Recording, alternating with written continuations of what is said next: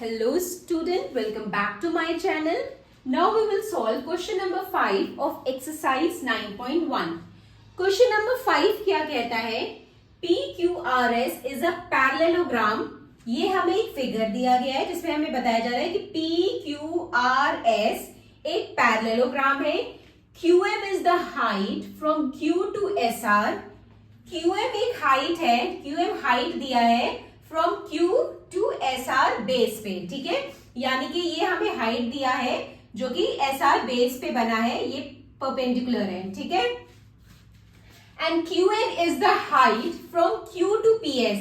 और QN जो height है फ्रॉम Q टू PS, यहाँ पे बेस क्या हो गया? PS हो गया. ठीक है, यहाँ पे बेस PS हो गया और हाइट QN हो गया है. If SR equal to 12 centimetre. अब क्या कह रहे हैं आपसे कि जो ये SR है ये 12 सेंटीमीटर है and QM equal to 7.6 centimetre और QM आपको ये हाइट बता दिया गया 7.6 centimetre. Find a part area of the parallelogram PQRS. पहला हमें फाइंड करना है area of the parallelogram PQRS.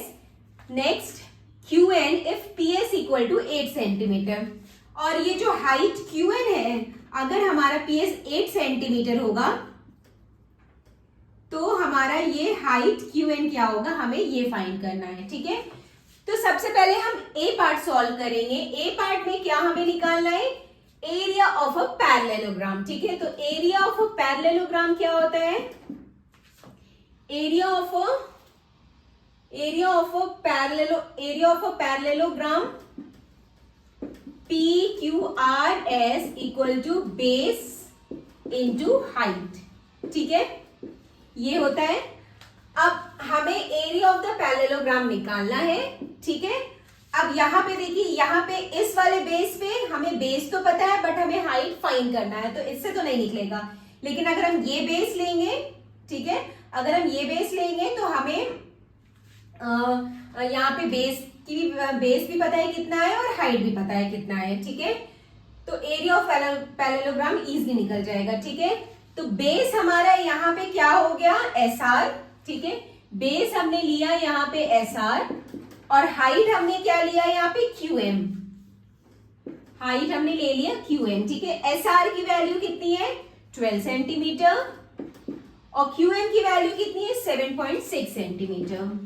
ठीक है, अब हम इन दोनों को मल्टीप्लाई कर देंगे. जब हम इन दोनों को मल्टीप्लाई कर देंगे तो क्या आएगा?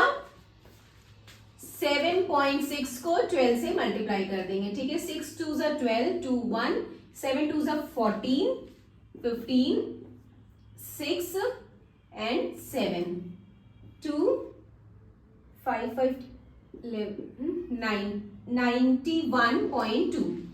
तो ये आ जाएगा 91.2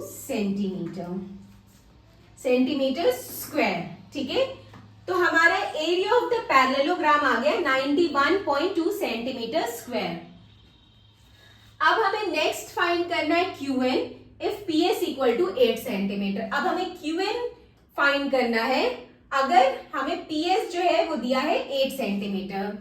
ठीक है, तो हम इसे कैसे करेंगे?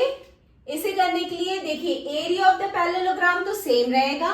एरिया ऑफ द पैरेललोग्राम तो इस केस में सेम रहेगा. बेस जो है हमारा 8 सेंटीमीटर हो जाएगा और हाइट हम इजीली फाइंड कर सकते हैं. ठीक है, तो area of the parallelogram PQRS equal to base into height होता है. ठीक है, अब मैं इसे रब कर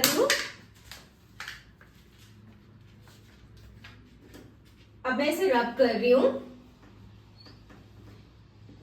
तो नेक्स्ट पार्ट हम सॉल्व करते हैं. बी पार्ट क्या है? बी पार्ट में एरिया ऑफ पैरेललोग्राम हमें पता चल गया कितना आया हमारा? 91.2 सेंटीमीटर स्क्वायर. तो 91.2 सेंटीमीटर एरिया ऑफ पैरेललोग्राम आ गया. बेस हमारा 8 सेंटीमीटर है क्योंकि अब हम ये वाला बेस ले रहे हैं. ठीक है, अब हम ये बेस ले रहे हैं. ये आप यहाँ पे लिख लीजिए वरना आप कंफ्यूज हो जाएंगे. एरिया ऑफ पैरेललोग्राम 91.2 है. बेस हमने लिया यहाँ पे PS और हाइट हमारा क्या है? QN. तो ये हो गया 91.2 इक्वल टू PS हमें दिया है 8 सेंटीमीटर और QN हमें फाइंड करना है, तो QN इक्वल टू 91.2 अपॉन 8। ठीक है, अब हम इसे सॉल्व करेंगे। ये हम पॉइंट हटाएंगे तो यहां पे ये 10 आ जाएगा और फिर उसके बाद अब ये 2 के टेबल से कटेगा। 2 4 जा 8, 2 4 जा 8, 2 5 जा 10, 2 4 जा 8, 2 5 जा 10, 2 6 जा 12। ठीक है, फिर अगेन ये 2 के टेबल से कटेगा। 2 2 जा 4, 2 2 जा 4, 2 2 जा 4, 2 8 जा 16, फिर कटेगा। 2 1 जा 2, 2 1 जा 2, 2 1 जा 2, 2 4 जा 8। अभी भी ये 2 के टेबल से कट जाएगा। 2 5 जा 10, 2 5 जा 10, 2 7 जा 14, तो 57 अपॉन 5 आया। अब 57 अपॉन 5 को हम डिवाइड करके देखते हैं कितना आता है। तो 57 और 5 को 5 1 जा 5 7, फिर 5 1 जा 5 2.0, 5 4 जा 20। ठीक है, तो ये आ गया 11.4 सेंटीमीटर। ठीक है, तो QN हमारा आ गया QN इक्वल टू 11.4 सेंटीमीटर। ठीक है, so this completed our question number 5. Now next move to question number 6 in the next video. Bye bye.